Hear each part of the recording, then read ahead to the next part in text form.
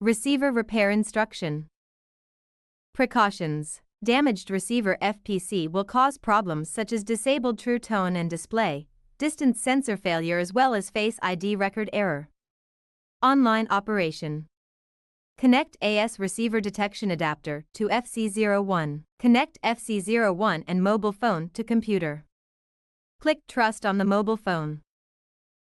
Connect the AS receiver FPC of the same model on the corresponding socket of the adapter.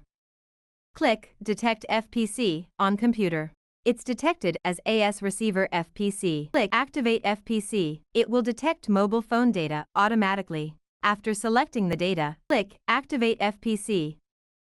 When it shows activation succeed, install it in mobile phone and check whether it has been repaired. Offline operation.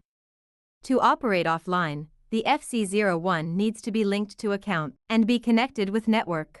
Supply power to and turn on FC01. Then connect the receiver adapter to it. Connect AS receiver FPC on the corresponding socket of the adapter. After capturing data, click Bind. After selecting the data, click Insert.